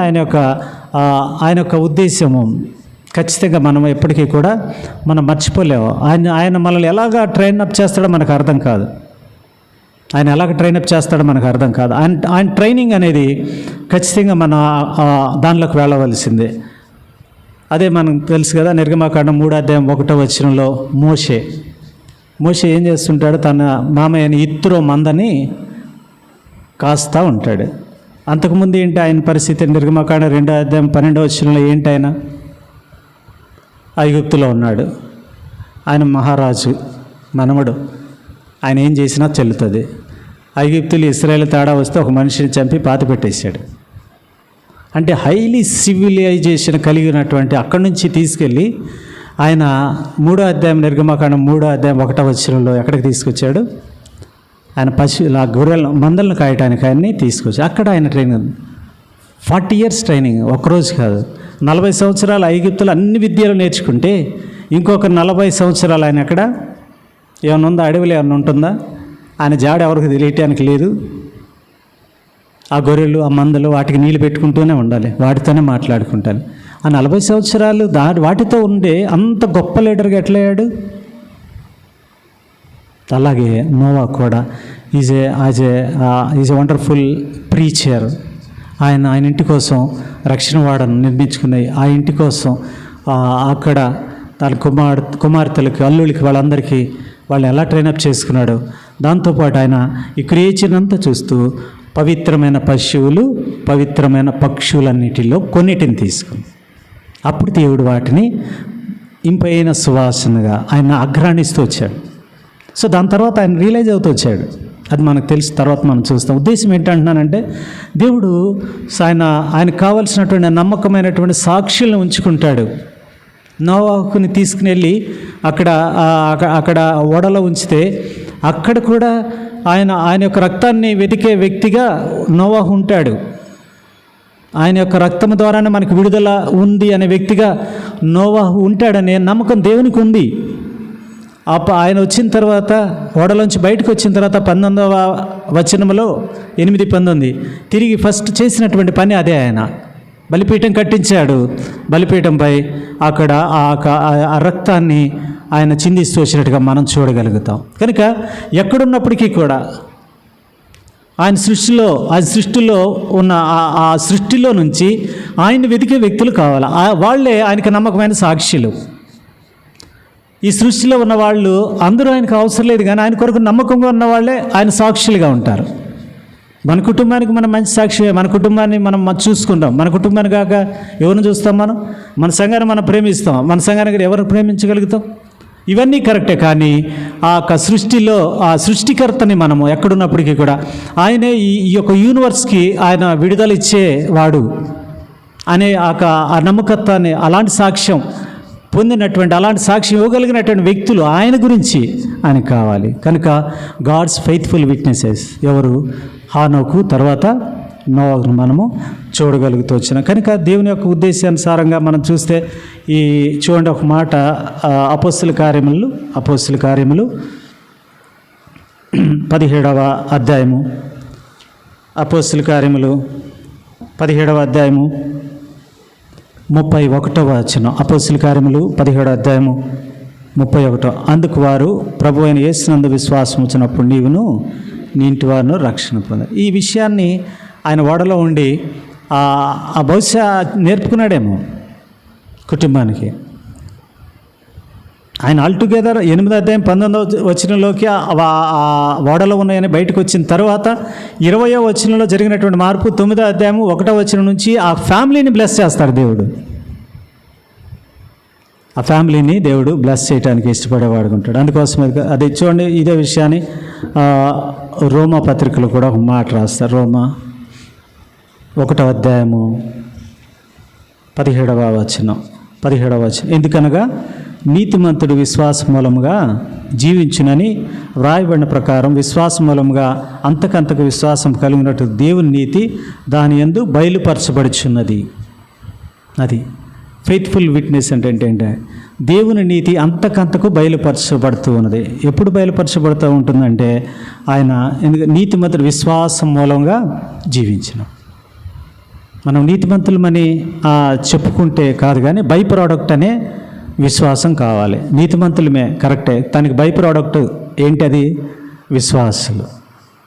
కనుక ఆ బై ప్రోడక్ట్ లేకపోతే మనకేమీ ఉండదు. అది కనుక మనం నీతిమంతులమే, కానీ బై ప్రోడక్ట్ విశ్వాసం లేకుండా చాలామంది ఈ దినాల్లో ఉంటున్నామనే విషయాన్ని మనం అర్థం చేసుకోవాలి. కనుక దేవుడు మన యొక్క జీవితంలో ఆయన చేస్తున్నటువంటి ఆయన యొక్క ఉద్దేశం, ఆయన ఉన్నటువంటి ఈ పరిస్థితులన్నింటిలో కూడా ఆయన చిత్తానుసారంగా మనల్ని నడిపించాలనేదే దేవుని యొక్క ఉద్దేశంగా మనం చూడగలుగుతాం. కనుక అలాగా 16:31 ఆయన ప్రభువైన యేసునందు విశ్వాసం అప్పుడు నీవును నీ ఇంటి వారిను రక్షించుకోగలుగుతూ వచ్చాడు. అలాగే హెబ్రీ 11:7 కూడా మనం చూస్తాం ఏంటంటే నోవాహు తన ఇంటి వారి కొరకు రక్షణ వాడు నిర్మించుకున్నాడు. సో అది ప్రాముఖ్యం. చాలామంది పెద్దలు, పితరులు వీళ్ళందరూ చెప్పే మాట ఏంటంటే మన ఇల్లు మనకు ఒక సంఘం, మన ఇల్లే ఒక సంఘం. మన ఇల్లులో నెమ్మదిగా ఉండగలిగితే, మన ఇల్లులో అలాంటి క్రమాన్ని మనం పాటించగలిగితే ఖచ్చితంగా దేవునింట్లోకి వచ్చి కూడా అదే క్రమాన్ని మనము పాటించగలుగుతాము. పాటిస్తారు కూడా. అందుకోసమే అది సేఫ్టీ, ఆర్క్ ఆఫ్ ది సేఫ్టీలో నోవాహు అదేంటంట, నోవాహు తన ఇంటి వారి కొరకు రక్షణ వాడు నిర్మించుకున్నాడు అన్నారు. కానీ యూనివర్స్ కొరకు, యూనివర్స్లో ఉన్న క్రియేచర్స్, ఆయన సృష్టిని అంతట్లో ఉన్నాయన్నీ కూడా ఆడమగ కూడా వాడలో ఉన్నాయి. వాటి గురించి మాట్లాడతారు. కానీ అక్కడ 8 మంది ఎవరైతే ఉన్నారో వారి కొరకు నోవాహు రక్షణ వాడను నిర్మించుకుంటూ వచ్చాడు. కనుక మనం కూడా అలాగే ఉండాలి. మనం కూడా ఆయన విశ్వాసం ఉంచాలి. మనం కూడా ఎంతోమంది చాలామంది భార్య వస్తే భర్త రాడు, భర్త వస్తే భార్య రాదు, భర్త భార్య వస్తే పిల్లలు రారు మందిరానికి. ఇలాగా అంటే రకరకాలైనటువంటి పరిస్థితుల ద్వారా మనము విశ్వాసులమని చెప్పబడి మనం కూడా అలాంటి పరిస్థితులకు మనం వెళ్ళిపోతున్నాం. కనుక ఆయనకి నమ్మకమైన సాక్షులుగా మనం ఉండలేము. అప్పుడు నమ్మకమైన faithful witnesses, God's faithful witnesses, ఆయనకి నమ్మకమైన సాక్షి గల కుటుంబంగా, నమ్మకమైన సాక్షి గల వ్యక్తిగా, నమ్మకమైన సాక్షిగా, ఒక విశ్వాసిగా, ఒక విశ్వాసరాలుగా మన యాత్రను కొనసాగించాలంటే అది ఆయన దగ్గర మనం అలాంటి అనుభవపూర్వకమైనటువంటి ఆ మాట, అనుభవపూర్వకంగా వాక్యానుసారంగా మనకు కావాల్సినటువంటి పరిస్థితులకు మనం వెళ్ళాలనేది దేవుడు కోరుకుంటూ ఉన్నాడు. కనుక ఈ విషయాలు మన జ్ఞాపకం చేయబడదు. కనుక ఏదైతే నోవాహు దినాల్లో జరుగుతూ వచ్చినాయో, ఏం జరుగుతూ వచ్చినాయి, ఆ క్షణం వరకు కూడా మనము చూడండి, అక్కడ ఆఖరి వరకు కూడా వాళ్ళు అవిశ్వాసంగానే ఉన్నారు. ఈ 8 మంది తప్పితే ఎవరికి విశ్వాసం లేదు. సింపుల్. అవిశ్వాసం అనే ఆ డిజొబీడియన్స్తోనే నోవాహు దినాల్లో ఫ్లడ్ ఆఫ్ వాటర్స్లో అందరూ కొట్టుకుపోతూ వచ్చారు. అంతే. వాళ్ళకి ఏదైనా విశ్వాసం ఉన్నడితే ఖచ్చితంగా వాళ్ళు అక్కడ సేవ్ అవ్వగలుగుతూ వచ్చారు. ఎవరు విశ్వాసం చూపించలేదు. ఇప్పుడు కూడా ఖచ్చితంగా మనం అదే పరిస్థితి చూస్తున్నాం. చాలామంది చూడండి, మత్తయి సువార్త 24వ అధ్యాయం, మత్తయి సువార్త 24వ అధ్యాయము 37వ వచనం. దయచేసి అందరం కలిపి చదువుకుంటాం. మత్తయి సువార్త 24వ అధ్యాయము 37వ వచనం. నోవాహు దినములు ఎలాగుండునో మనిషి కుమారుని రాకడిని అలాగే ఉండును.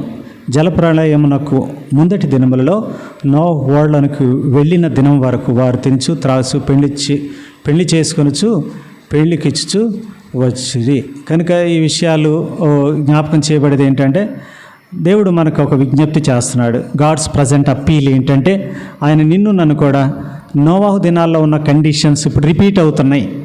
నోవాహు దినాల్లో ఉన్నటువంటి పరిస్థితులు ఇప్పుడు రిపీట్ అవుతున్నాయి. కనుక ఈ విషయాలన్నిటిని మన జ్ఞాపకం చేస్తున్నాడు. కనుక ఈ పరిస్థితి వచ్చినప్పుడు మన జ్ఞాపకం ఉంచుకున్నట్టుగా ఆ దినాన్ని కూడా అవిశ్వాసంగా ఉన్న వాళ్ళు ఎవరు అక్కడ ఆర్క్ ఆఫ్ ది సేఫ్టీలోకి రాలేదు, ఒక 8 మంది తప్పితే. ఈ దినాన్ని కూడా ఎంతోమందికి మనం ప్రయాసపడి చెప్తా ఉన్నాం, ఇంత మందిరాలు కట్టుకున్నాం, మన మందిరాలే నిండట్లేదు. ఈ దినాల్లో కూడా అలాంటి వారే ఇంకా అవిశ్వాసం ఉండేవాళ్ళు చాలామందిని మనం చూడగలుగుతున్నాం. కనుక అలాంటి వారిని సరైన రీతిలో దేవుని వైపు నడిపించాలనేది దేవుడు మనల్ని కోరుకుంటున్నాడు. కనుక రెండవదిగా మనం చూస్తే దేవుడు మనకు చేస్తున్నటువంటి విజ్ఞప్తి ఒకటే. చూడండి, ఇదే అధ్యాయం 33వ వచనం. ఆ ప్రకారమే మీరు ఈ సంగతులన్నీ జరుగుట చూచున్నప్పుడు ఆయన సమీపమనే ద్వారము దగ్గరనే ఉన్నాడని తెలుసుకొనుడి. ఆయన సమీపముగానే ద్వారము దగ్గరనే ఉన్నాడని. ఈ అధ్యాయంలో మనం చాలాసార్లు వినుంటాం. ఈ అధ్యాయాన్ని గురించి మనం చాలాసార్లు చదివి ఉంటాం. ఏంటంటే జస్ట్ మనం ఊరికనే చూస్తాం. చూడండి, 9వ వచనంలో ఏముంది? 9వ వచనంలో, అప్పుడు జనులు మిమ్మల్ని శ్రమల పాలు చేసి చంపెదరు. 24:9లో, మీరు నా నామము నిమిత్తము సకల జనుల చేత ద్వేషింపబడుదురు. రెండవది చూడండి, 12వ వచనం, అక్రమము విస్తరించుట చేత అనేకుల ప్రేమ చల్లారును. మూడవదిగా మనం చూస్తే ఇదే అధ్యాయము 22వ వచనం, ఆ దినములు తక్కువ చేయబడకపోయిన ఎడల ఏ శరీరు తప్పించుకొనడు, ఏర్పరచబడిన వారి నిమిత్తము ఆ దినములు తక్కువ చేయబడును. ఏర్పరచబడిన వారి నిమిత్తం ఒక మాట. అది జస్ట్ మనం ఇక్కడ ఏర్పరచబడిన వారు అని అంటే దేవుని ఉద్దేశంలో ఉన్నవాళ్ళు. మనం ఇందాక అనుకున్నట్టుగా ఆనొక విషయంలో మనం చూస్తవచ్చు. అంటే సంపూర్ణంగా ఆయనలోనికి రూపాంతరం ట్రాన్స్ఫిగరేషన్ అనేది 100% జరగాలి. సో ఆ ట్రాన్స్ఫిగరేషన్ అనేది 100% ఎవరికి జరగలేదో ఎవరికి జరుగుతుందో ఆయనకు తెలుసు. కాబట్టి అందుకోసం ఇక్కడ ఆయన ఏంటంటే ఏర్పరచబడిన వారి నిమిత్తం ఆ దినంలో తక్కువ చేయబడతాయండి. తక్కువ చేయబడింది. తిరిగి చూడండి 4వది మనం చూస్తాము. ఈ 4వ అనుభవం 24వ వచనం, అబద్ధపు క్రీస్తులను అబద్ధపు ప్రవక్తలను వచ్చి సాధ్యమైతే ఏర్పరచబడిన వారిని సైతము మోసపరచుటకే గొప్ప సూచక్రియలు మహత్కారాలు. సాధ్యమైతే, కాబట్టి మనం ఏర్పరచబడిన వారము, మనం విశ్వాసులము, ఎప్పటి నుంచో క్రీస్తుతో నడుస్తున్నాము అని మనం అది చెప్పుకునే దాని కొరకు అవకాశం లేదు. కానీ సాధ్యమైతే ఏర్పరచబడిన వారి సహితము, మనం దాంట్లో ఎక్స్క్లూడ్ ఏం కాదు, దాన్ని ఇంక్లూడ్ చేస్తా ఉన్నాడు ఇక్కడ. కనుక మన జీవితాల్లో అలాంటి పరిస్థితులే వస్తాయి. అలాంటి పరిస్థితుల్లోకి మనము నెట్టివేయబడినాం. ఇప్పుడే ఎవరిని చూసినా ఎవరు మనం ఏదో పైకి మాట్లాడుకుంటాం, సో లోపల ఏముందో అర్థం కాదు. అనేకుల ప్రేమ చల్లారను ఎందుకోసం? అక్రమం విస్తరించడు చేత. అక్రమం ఎందుకు వస్తూ ఉంది? ఆయన రాకడ దగ్గరికి సమీపంగా ఉంటా వస్తుంది. ఆయన నామం ఎందుకు దూషించబడతా ఉంది? ఆయన రాకడ సమీపంగా ఉంది. ఇవన్నీ జరిగినప్పుడు నన్ను జ్ఞాపకం ఉంచుకోమని చెప్పేసి ఆయన చెబుతూ ఉన్నాడు. కనుక ఇవన్నీ మన దగ్గర వచ్చేసినాయి, మన చుట్టూ జరుగుతూ ఉన్నాయి. అక్రమం విస్తరించింది, ఎవరికి ప్రేమలు లేవు, ఇష్టానుసారంగా మాట్లాడుకుంటున్నాం. ఎవరిని పడితే వాళ్ళని పెద్ద లేదు చిన్న లేదు, అసలు మన ఇష్టానుసారంగా మాట్లాడే ఆ పరిస్థితిలోకి వచ్చాం. మన విశ్వాసం బిలీవర్స్ మన విషయాన్ని ఎప్పుడో మర్చిపోయాం. ఆయన కుమారుడు కుమార్తె అనే విషయాన్ని అసలు మన డిక్షనరీలోంచి తీసేసాం. మనం ఆయన కొరకు రోషంగా బ్రతకాలనేది ఎప్పుడో మర్చిపోయాం. ఆయనతో కలిపి జర్నీ చేస్తున్నాం అనే విషయం మనకి ఎక్కడా లేదు. ఏదో వచ్చి వెళ్ళాలి కాబట్టి ఏదో ప్రాక్టికల్గా చేస్తున్నాం తప్పితే, ఇది చేయాలి కనుక చేస్తున్నాం తప్పితే, ఏదో యాంత్రికంగా మనం చేస్తున్నాం తప్పితే, ఇది ఆత్మీయంగా మనము ఆయన కొరకు సజీవ సాక్షులుగా. చూడండి, మొట్టమొదటిగా మనం చూసినప్పుడు 9వ వచనంలో ఉంది కదా, అప్పుడు జనులు మిమ్మల్ని శ్రమల పాలు చేసి చంపెదరు, మీరు నా నామం నిమిత్తం సకల జనుల చేత ద్వేషింపబడదురు. అంటే నేను అనకూడదు, కానీ నేను ఎప్పుడు కూడా అలా ద్వేషించబడలేదండి ఇంతవరకు. ఆయన నామాన్ని బట్టి నేను ఎప్పుడు ద్వేషించబడలేదు. అంటే నేను విశ్వాసినేనా? నేను విశ్వాసిని అయి ఉంటానా? ఎంత కార్నాలిటీ ఉండాలి నాలో? ఇంతవరకు నేను ద్వేషించబడలేదు. అంటే ఇంకా నేను ఎంతగా ట్రాన్స్ఫిగరేషన్ జరగాలని ఆత్మీయ జీవితం, ఇంకెంతగా నేను ఆయనలోకి రూపాంతరం చెందాలి అంటే ఆయనతో మనం ద్వేషించబడలేదు. పై మాట, అప్పుడు జనులు మిమ్మల్ని శ్రమల పాలు చేసి చంపెదరు. అలాంటి పరిస్థితి వస్తే మనం నాలాంటి వాళ్ళు ఉంటామా? మనలాంటి వాళ్ళు ఉంటామా? ద్వేషించబడే దానికోసం ఎంతో దూరంగా ఉంటాం. ఒక మాట మనలో ఎవరైనా పెద్దవాళ్ళు అంటుంటే కూడా మనం సహించడానికి ఇష్టపడం.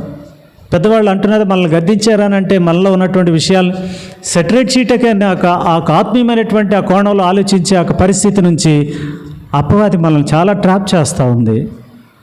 మీరనేది ఏంటి? నన్ను మీరు ఎలాగ మాట్లాడతారు? మీరా మాకు చెప్పేది? ఎంతగా మనం మోసగించబడుతున్నామంటే అది మనం అసలు చెప్పలేనంత భయంకరమైనటువంటి పరిస్థితిలోకి మనం నెట్టివేయబడుతూ వచ్చాం. దేవుడు మనల్ని ప్రేమిస్తూ వచ్చాడు. ఆ దినాల్లోనే, సృష్టి ఆరంభంలోనే హానోకు లాంటి వాళ్ళు ఆయన కోసం 300 సంవత్సరాలు బ్రతికారంటే ఎలా బ్రతికుంటారండి? 300 సంవత్సరాలు. ఆఫ్టర్ ఆల్ మంది ఇప్పుడు 100 సంవత్సరాలు బాగా బతికితే, ఈ 100 సంవత్సరాలు ఎప్పుడు రక్షించబడినామో, రక్షించబడిన తర్వాత మన కుటుంబం కోసం ఎంతకాలం బ్రతికేమో, మన కుటుంబం అయిపోయిన తర్వాత ఇప్పుడు దేవుని కోసం అని ఎప్పుడైనా యథార్థంగా బ్రతుకుతున్నామా?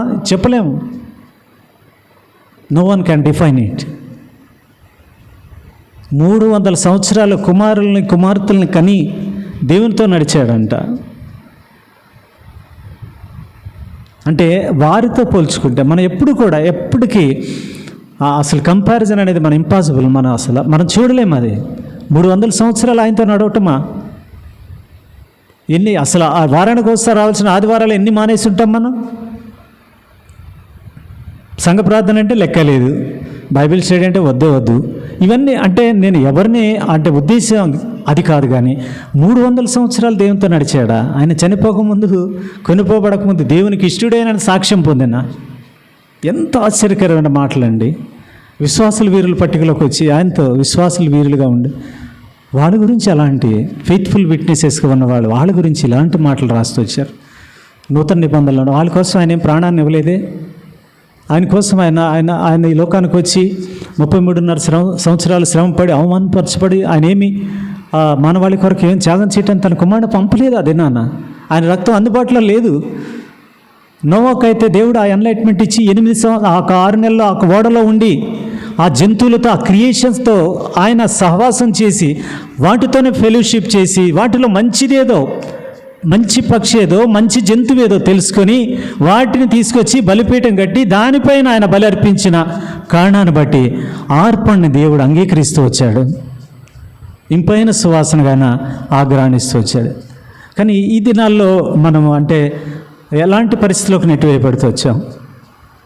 ఆయన నామాన్ని బట్టి నేనైతే దూషించబట్టలేదు, ఆయన నామాన్ని బట్టి దూషించబట్టలేదు. కనుక అక్రమం విస్తరించిందనే మాట అనే అంత ఖచ్చితంగా ఈ లోకంలో అక్రమం విస్తరించింది.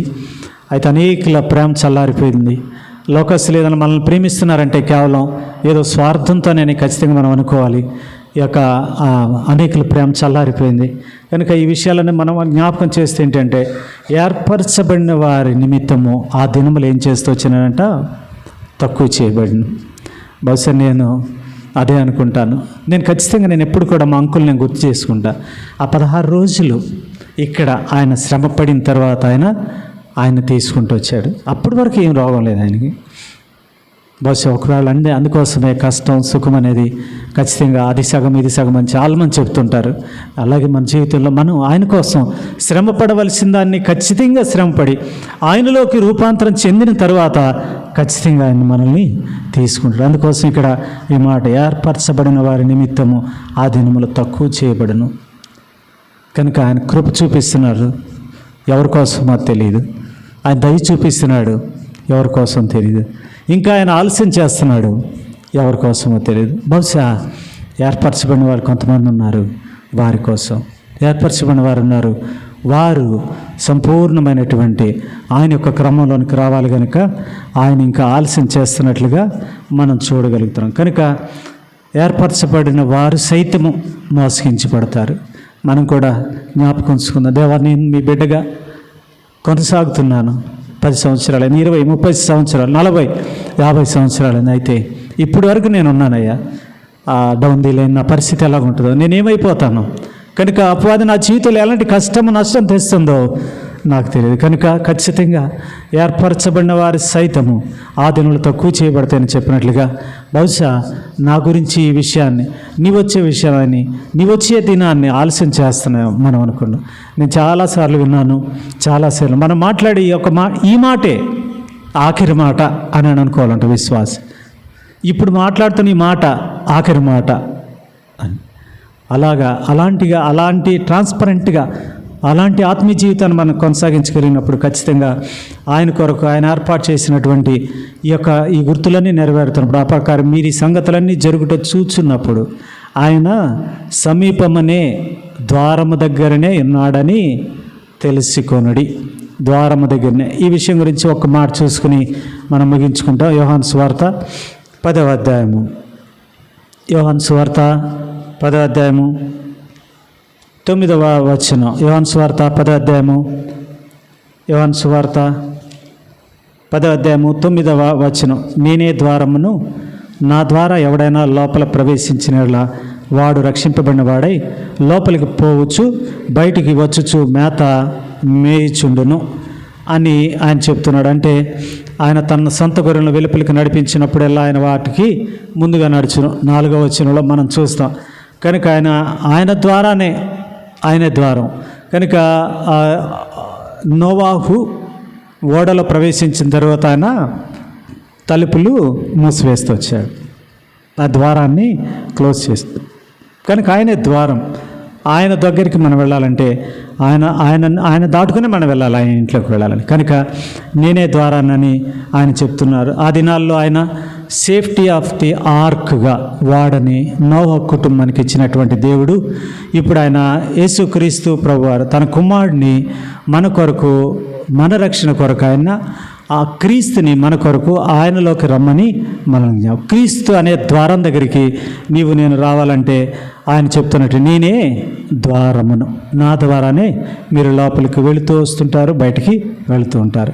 కనుక మీరు నా గొర్రెలు, మేము మేపే కాపరిని. కనుక మీరు నేను చెప్పినప్పుడు నా స్వరం మీరు వినేదానికి అందుబాటులో ఉండాలి. కనుక అలాంటి అనుభవం కలిగిన వారుగా ఉండాలి. అందుకోసం 11వ అధ్యాయము 25, 26లో ఒక మాట అంటాడు కదా, మనం పోయినసారి కూడా చూసుకున్నట్టు గుర్తు. 25, 26 అందరం కలిపి చదువుకున్నాం. అందుకు యేసు, పునరుద్ధానమును జీవమును నేనే, నా యందు విశ్వాసం ఉంచివాడు చనిపోయిన బ్రతుకును, బ్రతికి నా యందు విశ్వాసం ఉంచి ప్రతివాడు అన్నిటికీ చనిపోడు. ఈ మాట నమ్ముచున్నావా అని ఆమెను అడుగున. అందుకనే రోమా 8:1 క్రీస్తు నందున్న వారికి ఏ శిక్షా విధియు లేదు. ఒకవేళ నీవు ఆయనలో ఉంటే ఏ శిక్షా విధి లేదు. కనుక ఇవి సంగతులన్నీ జరుగుతున్నప్పుడు ఆయన సమీపంగానే ఉన్నాడనే విషయాన్ని మనం అర్థం చేసుకోవాలి.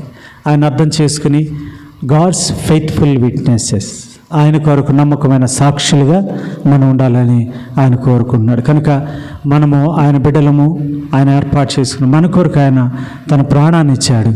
ఆయన చిందించిన రక్తం ద్వారా, ఆయన యొక్క పరిశుద్ధమైనటువంటి రక్తం ద్వారా ఆయన కుమార్తెలుగా అయినటువంటి మనల్ని ఆయన చెప్తున్నాడు ఏంటంటే, ఆయన యొక్క మన యొక్క యాత్రలు ఆయన కొరకు నమ్మకమైనటువంటి సాక్షులుగా మనం ఉండాలి. కనుక అటు రీతిలో మనం కూడా ఉండగలిగినట్లుగా మన కుటుంబాలని నోవాహు తన ఇంటి వారి కొరకు రక్షణ వాడను నిర్మించుకున్నాడు. అటు రీతిగా మన ఇంటి కొరకు రక్షణ వాడ, అటు రీతిగా మనము మన కుటుంబ ఇతరులకు మాదిరిగా ఉండినట్లుగా రానున్న దినాల్లో ప్రభు మనల్ని, మన కుటుంబాలని, మన సంఘాలని సిద్ధపరిచినట్లుగా ప్రభు సహాయం చేయనుగా. దేవుడి వాక్యమును దీవించునుగా. మోకరించి ప్రార్థన చేసుకుంటాం.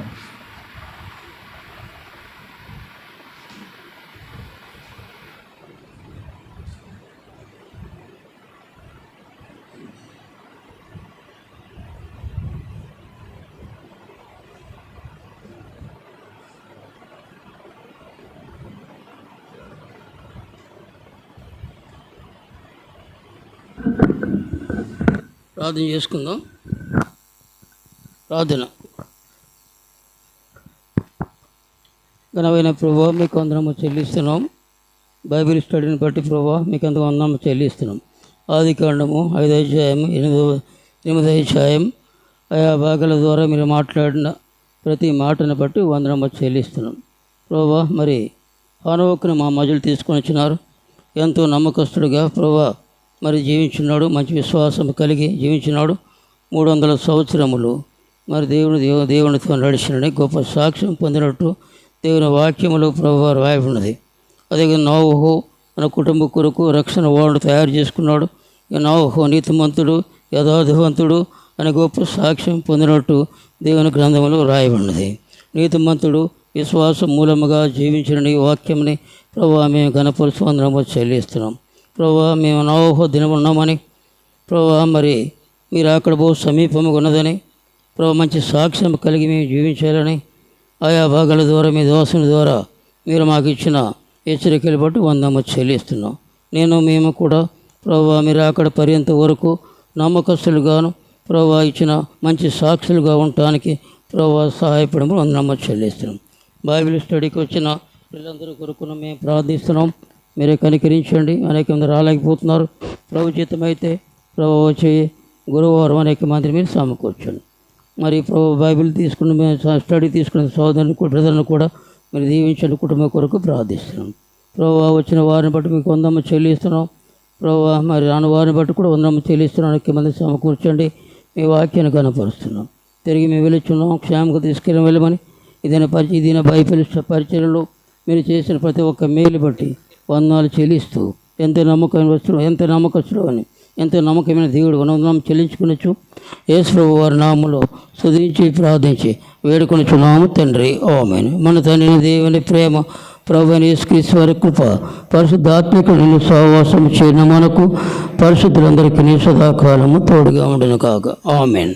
Praise the lord.